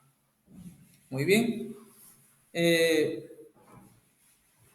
Ahora vamos a ver cómo son las soluciones de las ecuaciones cuadráticas, ¿no? La ecuación cuadrática, como su mismo su nombre lo dice, es aquella ecuación que tiene, cuya incógnita tiene grado 2, ¿no? O exponente 2. Y debería ser, bueno, debería ser de la forma ax al cuadrado más bx más c, ¿no? Como le dije, tiene que tener el exponente o el grado, perdón, de la ecuación igual a 2, ¿no? Entonces el a tiene que ser diferente de cero, porque si el a fuese igual a cero, también caeríamos en la ecuación lineal, ¿no? Muy bien. Para resolver una ecuación cuadrática, ¿no? Existen dos formas estándar de resolver, ¿no? Una es factorizando, ¿no? Y la otra es completando cuadrados. Bueno, la que completando cuadrados obviamente es la, digamos, la que siempre funciona, ¿no? Muy bien. Eh, con respecto a eso, ¿no? Nosotros necesitamos probar primero algo, ¿no? Que si el producto, bueno, el primero ya lo hemos mostrado antes, ¿no? Que si A por B es igual a cero, entonces o el primero es igual a cero o el segundo es igual a cero. Uno de los dos tiene que ser igual a cero. Esto nos va a servir para qué? Al momento de cuando factoricemos una ecuación cuadrática, ¿no? Tendríamos el producto, ¿no? De dos factores, ¿no? Entonces, cada factor tendría que ser igual a cero, ¿no? El otro es que si A al cuadrado es igual a B al cuadrado, ¿cierto? Esto ocurre si solamente si A es igual a B o A es igual al inverso aditivo de B. Muy bien, entonces como el primero ya lo hemos probado, solamente vamos a probar el segundo, ¿cierto? El segundo. Muy bien. Ok, empezamos por A al cuadrado igual a B al cuadrado, ¿no? Esto es igual a, bueno, a ambos lados le restas o le sumas el inverso aditivo de b al cuadrado. Entonces, en el primer lado, no es que pasó a restar, ¿no? Entonces, lo que hemos hecho es sumarle el inverso aditivo, ¿no? De b al cuadrado. Muy bien, pero de forma coloquial uno puede decir pasa a restar, ¿no? Como estamos acostumbrados, ¿no? Muy bien, entonces diríamos que a al cuadrado igual a b al cuadrado implica o es equivalente a decir que a al cuadrado menos b al cuadrado es igual a cero. Muy bien. Bueno, acá lo que hemos hecho es sumarle cero, ¿no? Sumarle cero, sumarle cero, y tú sabes que el cero lo puedes obtener al sumar un elemento por su inverso aditivo, que en este caso el elemento lo estamos tomando como a por b, ¿cierto? Luego lo que hacemos es asociar, perdón, aplicar la ley de distributiva, ¿no? La ley distributiva, ¿no? O también conocido como factorizar, ¿no? En este caso factorizamos A, ¿no? Y nos queda dentro A menos B. El otro también factorizamos B o aplicamos la ley distributiva para el producto con respecto a la resta en este caso, ¿no? Y nos queda B veces A menos B, ¿no? Ahora podemos aplicar nuevamente la ley distributiva, ¿no? Para sacar el término A menos B. Entonces afuera nos queda el término A menos B y adentro, bueno, nos quedaría simplemente A más B, ¿no? Entonces tienes el producto de dos números igual a cero, ¿cierto? El producto de dos números igual a cero, nosotros hemos dicho que cuando tengo dos números igual a cero, perdón, el producto de dos números igual a cero, entonces al menos uno de ellos tiene que ser igual a cero, ¿no? O sea, o el primer factor es igual a cero o el segundo es igual a cero. Pero en este caso el primer factor es a más b, entonces a más b es igual a cero o el segundo factor es igual a cero, que es lo mismo decir en este caso que a menos b es igual a cero. ¿Ok? Esto implica, bueno, en este caso si a más b es igual a cero, ¿cierto? Implica que, bueno, aquí le he puesto cambiar, este es para acá, este es para acá. Bueno, que a menos b es igual a cero, perdón, o a es igual a menos b o a es igual a b, ¿no? Ok, o sea, todo se derivó de la primera propiedad, ¿no? Y la primera propiedad se derivó de quién? De los axiomas, ¿no? Bueno, aquí tenemos un ejemplo sencillo, ¿no? Por ejemplo, resolver la ecuación x al cuadrado menos 7x más 10 igual a cero, ¿no? Como nosotros que dijimos, podemos factorizar. En este caso, si tú factorizas, te queda x menos 2 veces x menos 5 igual a cero. Entonces, esto es igual a cero si solamente si el primero es igual a cero y el segundo es igual a cero. Que lo primero que es igual a decir que x menos 2 es igual a cero o x menos 5 es igual a cero. Si x menos 2 es igual a cero, implica que x es igual a 2 o x es igual a 5. Como le digo, aquí el objetivo no es resolver la ecuación, sino saber por qué se resuelve así. Eh, bueno, el método de completar cuadrados.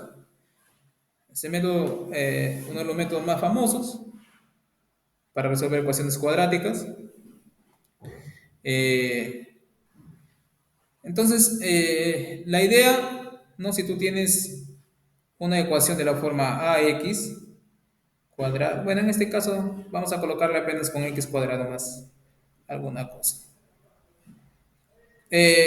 Solamente una observación. Si tú tienes una ecuación de la forma ax al cuadrado más bx más c igual a cero, ¿cierto? Esto es lo mismo que tener una ecuación de la forma x al cuadrado más b línea x más un c, más una constante c línea igual a cero, ¿no? ¿Por qué puedes multiplicar a cada ambos extremos o ambos extremos por el inverso multiplicativo de a, ¿no? Entonces ahí te quedaría la otra ecuación equivalente, ¿no? Pero con coeficiente del x cuadrado igual a 1, ¿no? Entonces podemos obviar uno de los dos, ¿no? Bueno, la idea de completar cuadrados, ¿no? Es obtener de la forma x al cuadrado perdón, de la forma o de la ecuación cuadrática, ¿cierto? Obtener eh, una forma o una expresión de esta manera, ¿no? Igual a cero. Esa es la idea, ¿no? Bueno, eh, para eso deberíamos saber que, bueno, deberíamos, para obtener eso, ¿no? Como eso es igual a quién, esto de acá es igual, ¿no? Esto es igual a cero, en primer lugar, ¿no? Pero esto es igual a quién, a x al cuadrado, ¿cierto? Más 2ax más a al cuadrado, y esto me quedaría más d, ¿cierto? Entonces, lo primero que debemos observar es que nosotros siempre debemos hacer aparecer el término 2ax, ¿cierto? 2ax, ¿ok? Eh, 2ax. Entonces, cada vez que nosotros queremos completar cuadrados, el requisito primordial es hacer aparecer el 2ax o ver cuál es el coeficiente de x, ¿no? Y al observar el coeficiente de x, ¿no? Para obtener el a, ¿no? Debes simplemente dividirlo por 2, ¿no? Eh, Muy bien, por ejemplo, en este de acá, ¿no? Es que el método de completar cuadrados ya todo el mundo lo conoce, simplemente estamos formalizando, ¿no? Por ejemplo, para completar cuadrados en esta ecuación de acá, ¿no? Observamos quién es el coeficiente del x. En ese caso es menos 6, ¿cierto? Menos 6, porque recuerden que queremos tenerlo de esa forma, pues, con más, ¿no? Menos 6. Entonces el a tendría que ser menos 3, ¿cierto? Ok, entonces, lo único que hago es separo la primera parte, el menos 11 lo dejo afuera, ¿cierto? Como le digo, aquí me queda el a en menos 3, ¿no? Siendo que el menos ya está sacado afuera. Entonces, para que el segundo me quede al cuadrado, en el otro extremo tengo que sumarle 9, ¿no? Que en este caso es 3 al cuadrado. Y le tengo que quitar también 9, ¿no? Para que no altere mi ecuación, ¿cierto? Entonces, toda esta parte de acá, ¿cierto? No es nada más ni nada menos que x menos 3 al cuadrado. El otro término sale afuera, que es menos 9, menos 11, me quedaría x menos 3 al cuadrado menos 20, ¿no? Muy bien. Ahora, tú has tenido que esto de acá ser igual a 0, después de completar cuadrados, es lo mismo que resolver esta ecuación de acá. X menos 3 al cuadrado menos 20 igual a 0, ¿no? Ahora, por las axiomas que hemos visto anteriormente, a ambos lados le puedo sumar el inverso aditivo, ¿no? De menos 20, que es 20, ¿no? El inverso aditivo de menos 20 es 20, ¿ok? Entonces, en el primer lado me queda x menos 3 al cuadrado igual a 20, ¿cierto? Pero 20 tú lo puedes expresar como la raíz cuadrada de 20 al cuadrado, ¿cierto? Y recuerden nuestra propiedad que teníamos antes, que si a al cuadrado es igual al b al cuadrado, entonces ocurrían dos cosas, ¿cierto? O a es igual a b, ¿cierto? O a es igual a menos b. Entonces, esa propiedad de acá la estamos aplicando para resolver la segunda, ¿cierto? En este caso, el primer factor, en este caso era a, aquí es x menos 3, entonces x menos 3 es igual a 20 o x menos 3 es igual a menos 20, ¿cierto? En el primer caso nos queda x igual a 3 más 2 raíz de 5, en el segundo me queda 3 menos 2 raíz de 5, ¿cierto?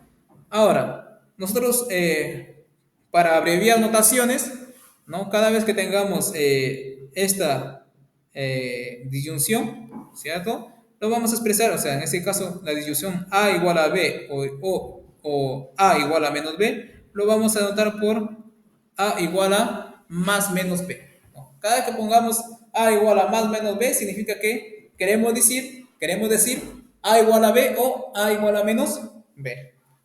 ¿Ok? Tenemos otro ejemplo de completando cuadrados. ¿Ok? Tenemos la ecuación menos 3x al cuadrado más 4x menos 1 igual a 0, ¿cierto? Como le dije, o lo puedes eliminar el coeficiente del x al cuadrado multiplicándole por 1 sobre menos 1 sobre 3, ¿cierto? Entonces me queda de la forma estándar, pero podemos seguir de la misma manera, ¿no? Pasando el 1 al otro lado, factorizando el 3, me queda esto aquí. Ok, que en realidad era más aquí. Ok, factorizo el 3, me queda x al cuadrado. Acá adentro yo completo cuadrados. Ok, si tú adentro completas cuadrados, bueno, en primer lugar me quedaría esto aquí, ¿no? Solamente estamos observando el de acá, y una vez que hemos pasado a dividir el 3 al otro lado, bueno, pasar a dividir es una forma coloquial de decir, ¿no? Es multiplicar por el inverso aditivo de 3 en ambos lados, ¿cierto? Me queda 1 sobre 3 al otro lado. Aquí le hemos sumado más 4 novenos y le hemos restado 4 novenos, ¿cierto? Ahora lo único que hacemos es encontrar o expresar en forma de binomio cuadrado perfecto el primero, que es nada más ni nada menos que x más 2 al cubo, perdón, más 2 sobre 3 al cuadrado, ¿cierto? Y en el otro lado, hemos pasado a sumar 4 novenos, nos queda 7 novenos. Muy bien. Ahora, como le dije, ¿no? Tenemos esta parte de acá. X más un número al cuadrado igual a 7 novenos. Y le dije que eso es igual o a, bueno, si lo expresamos en términos de a y b, ¿no? O el primero es igual al segundo, o el primero es igual a menos el segundo, ¿no? Y en este caso de la forma abreviada estamos colocando más menos, ¿no? Más menos la raíz cuadrada de 7 sobre 3, ¿no? Luego pasamos a sumar los tercios y el resto ya es historia. Muy bien. Ahora damos otras relaciones de orden, ¿no? Porque inicialmente todas las axiomas o todas las propiedades de los números reales se han construido en base a dos operaciones, ¿no? Y a una relación de orden, que era el menor, ¿cierto? La relación de orden menor, ¿no? A menor que B. Muy bien. Antes de eso vamos a definir otras terminologías también, lo que es un número positivo, perdón, tenemos un número positivo, es aquel número que es mayor que cero, un número negativo, un número que es menor que cero, y como le dije, inicialmente todos nuestros axiomas fueron definidos en base a una relación de orden que era el menor. Ahora también vamos a definir la relación de orden mayor, ¿cierto? O el mayor que, ¿no? o el mayor que se define de esta manera, ¿no? A es mayor que B, ¿cierto? Si solamente si B es menor que A. O sea, si solamente si, bueno, A se parece redundante, pero no, o sea, esto es lo que sí está definido, esto que está en verde es lo que está definido, ¿no? Lo que estamos definiendo es la otra parte, ¿no? Entonces estamos definiendo el mayor, A mayor que B, si solamente si B es menor que A. Esa es la definición del mayor. También definimos la relación mayor-igual, ¿no? Que es la definición de la disyunción, perdón, la menor-igual, ¿no? Es la disyunción del menor y la igualdad, ¿no? Decimos que A es menor o igual que B, si solamente si A es menor que B o A es igual a B. Tenemos la disyunción. Muy bien, tenemos la relación mayor-igual, también se define como una disyunción, ¿cierto? ¿De quién? De la siguiente manera. A es mayor o igual que B, si solamente si A es mayor que B o A es igual a B. Muy bien. También tenemos algunas reglas de cadena, ¿no? Con respecto a las dos relaciones, en el caso de mayor o mayor igual, ¿no? Muy bien, si A es menor que B y B es menor que C, entonces tenemos que eh, A es menor que B y B es menor que C. O sea, cada vez que nosotros escribamos así, ¿cierto? Esto de acá nos está representando, bueno, de manera lógica que A es menor que B y B es menor que C. Lo mismo con el otro, ¿no? Sino que ahora tenemos con el menor igual. Muy bien, acá tenemos un primer ejercicio. Nos dice hallar B, o sea, cuando piden hallar B es de forma, digamos, explícita, ¿no? Porque acá está de forma, el conjunto está expresado de forma, está expresado por comprensión, ¿no? Nos dice, el conjunto B está formado por todos los números reales, tal que, ¿cierto? Ese número real es menor que 2 si solamente si ese número real también es menor que 8. Entonces nosotros tenemos que mostrar de forma explícita quién es ese conjunto B, ¿no? Entonces cada vez que nosotros tengamos una expresión o un conjunto expresado en su forma de comprensión y usando operaciones lógicas, que en este caso es eh, la bicondicional, ¿no? O la sí solamente sí, ¿cierto? Todo lo llevamos en terminología de disyunción o conjunción, ¿cierto? Recuerden que toda esta operación lógica, ¿no? Se expresaba en forma disyuntiva y en términos de disyunción o conjunción, ¿cierto? En el caso del sí solamente sí, recuerden, P sí solamente sí, Q era equivalente a decir P entonces Q, ¿cierto? O Q entonces P, ¿cierto? O Q entonces P. Pero de la misma manera, P entonces Q, como ya hemos visto antes, era equivalente a decir negar P o Q. Y aquí fuera me queda O. Perdón, acá sí. Es P implica Q y Q implica P. Acá tenemos el I también. Muy bien. Y Q implica P era lo mismo que negar el primero, que en este caso es Q, ¿cierto? En este caso es Q, o P, ¿no? Si tú aplicas las propiedades lógicas de tus reglas de absorción y tu o Morgan, podrías llegar, bueno, esta es la parte de acá, vamos a la equivalencia de acá, ¿no? Como hemos visto también antes, ya lo hemos hecho, ¿ok? Eh, Eso porque aplicas lo siguiente, ¿no? Esto para el primero y para el segundo y luego, o esto veces esto de acá, ¿no? Y la primera, pues, tienes, bueno, lo podemos hacer rápidamente para recordar si gustan. Vamos a hacerlo. Muy bien, esto era igual a quién. Bueno, vamos a hacer la distributividad, ¿ok? Nos quedaría negación de P, ¿cierto? Y, siempre utiliza el de acá, negación de Q o P, ¿cierto? Luego me quedaría el O, porque es la operación principal aquí. O,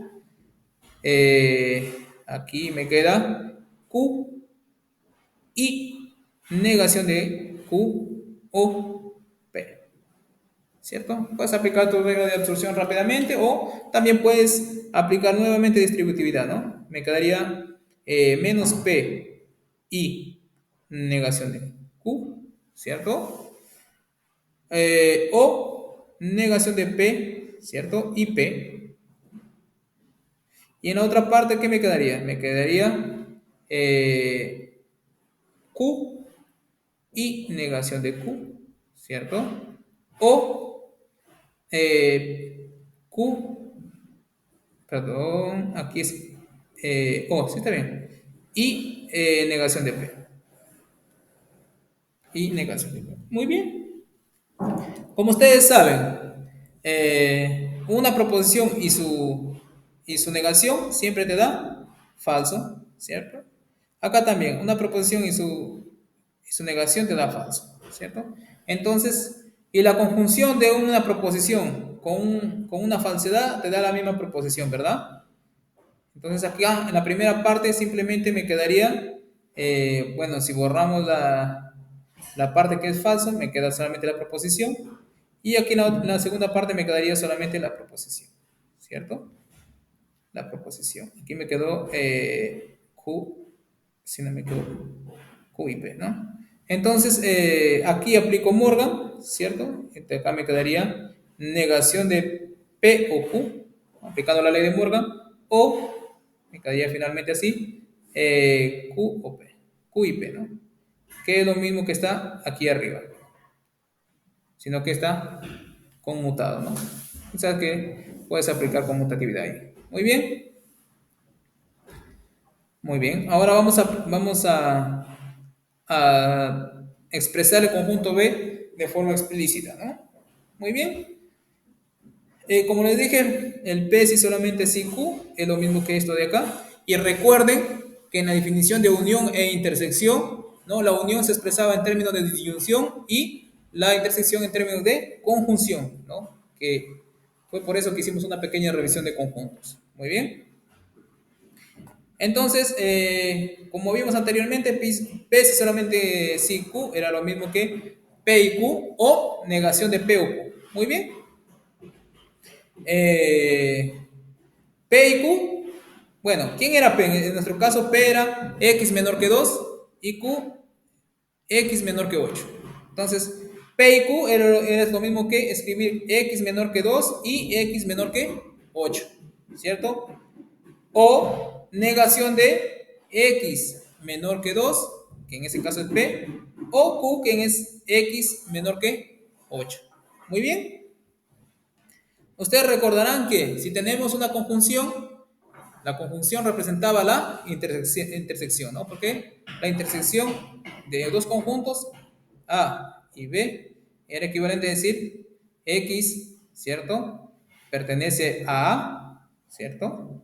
Pertenece a A, y X pertenece a B, ¿cierto?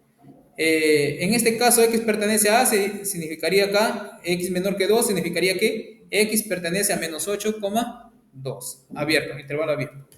O el radio, lo puede decir, ¿no? Pero en general vamos a llamarlo como intervalo, ¿no? Muy bien. X menor que 8 es lo mismo que decir que X pertenece ¿a quién? A menos infinito, 8, intervalo abierto, 8 también, ¿ok? Y como era ahí, tenemos intersección. Muy bien, en la primera parte tenemos intersección, aquí. Y en la segunda parte, bueno, tienes o X pertenece a menos infinito, 2, o X pertenece a menos infinito, 8, ¿no? Porque X era menor que 8 y X era menor que 2. Muy bien. Eh, Ahora lo único que hemos hecho es, bueno, aquí es X, no se compiló bien. X pertenece a la intersección, que en este caso la intersección de menos infinito, 2 con menos infinito, 8 te da menos infinito, 2. Ahora me queda la disyunción que estaba acá, ahora queda aquí, ¿no? Ustedes saben que, bueno, tienes la negación de dos proposiciones, ¿cierto? La negación de dos proposiciones, ¿cierto? Entonces, cuando tú tienes la negación del pertenecer a el X no pertenece, ¿cierto? Entonces tú niegas aquí me quedaría x no pertenece a menos infinito, coma 2, ¿cierto? Y cuando tú pasas la negación adentro por la ley de Morgan, la disyunción ahora se convierte en una conjunción, ¿cierto? Y x no pertenece al menos infinito, coma 8, ¿cierto? Pero no pertenecer a un conjunto es lo mismo que pertenecer a su complemento, ¿cierto? Como ya lo definimos ahora complemento. Si no pertenece al conjunto, debería pertenecer a su complemento. Entonces acá lo estamos expresando en términos de complemento, acá también en términos de complemento. Muy bien. Ahora, el otro, bueno, la distinción sigue acá, ¿no? La primera término ya está acabado, ¿no? Aquí lo único que paso a hacer es encontrar el complemento de cada uno de ellos, que son los intervalos eh, cerrado en dos y abierto en más infinito, interceptado. Acá interceptado, ¿por qué? Porque la conjunción me representaba una intersección. Muy bien. Y acá me queda el otro intervalo también, cerrado en 8 hasta más infinito. Muy bien. Ahora, bueno, sigue la conjunción, perdón, la disyunción. Ahora podemos interceptar aquí, ¿cierto? La intersección de eso nos da este intervalo de acá, o este radio de acá, ¿no? Ahora tenemos que x pertenece a dos conjuntos, al menos infinito, coma 2 y al 8 hasta el más infinito. Muy bien. Tenemos aquí una conjunción, disyunción, ¿cierto? La disyunción que me representaba la unión. ¿Eso qué me quiere indicar? Que si x pertenece a un conjunto o x pertenece a otro, significa que x pertenece a la unión. Entonces, en este caso nos queda unión acá, ¿no? Entonces, x pertenece a menos infinito, coma 2, abierto en 2, unido con cerrado en 8 hasta más infinito, ¿no? Que ese sería el conjunto B, ¿no? Entonces, que x esté en B es lo mismo que x pertenezca a toda esta unión de intervalos, ¿no? Entonces significa que esa unión de intervalos tiene que ser necesariamente el conjunto B. Bueno, también tenemos otro teorema acá. El siguiente teorema nos dice que si yo tengo que A es menor que B y C es menor que D, entonces si yo sumo los dos números menores, ¿no? Entonces ese resultado de esa suma tiene que ser menor que la suma de los dos otros números, ¿no? De los dos números mayores. ¿No? Y eso es fácil de demostrar usando nuestros axiomas, ¿no? Si A es menor que B, recuerdan que nosotros podíamos sumarle C a cada lado. Muy bien. Entonces A más C tendría que ser menor que B más C. Muy bien. Si C es menor que D, por hipótesis, entonces le podíamos sumar un B a cada lado, ¿no? Entonces sumamos B a cada lado, ¿no? Se mantiene la relación de orden, ¿no? Ahora lo único que hacemos es aplicar la cadena, ¿no? La transitividad, ¿no? Si un número, si un número x es menor que y es menor que c, entonces el extremo izquierdo es menor que el extremo derecho, ¿no? En este caso el extremo izquierdo es menor que el extremo izquierdo es menor que el extremo derecho, ¿no? Porque estos dos coinciden, ¿no? Y se arma la cadena. Muy bien. Bueno, acá tenemos unos ejercicios, ¿no? Demostrar que si es menor que D, entonces los inversos, los inversos aditivos invierten en la relación de orden, ¿no? Acá también tenemos eso. Los de acá son de forma estándar, solamente usando los resultados que ya hemos visto anteriormente. ¿Ok? Ya luego vamos a pasar a resolver también algunos teoremas un poco más avanzados, ¿no? Creo que son las 10 de la mañana, vamos a tener nuestro primer break. Bueno, no sin antes preguntar, de nuevo, si tienen alguna duda, pregunta, alguna consulta. Muy bien chicos. Entonces tenemos 15 minutos de break, ¿no? Para poder desarrollar nuestra clase por 6 horas, 4 horas más, ¿no? Entonces regresamos a las 10:15. ¿Ok? Tomen su cafecito para que regresen con energías.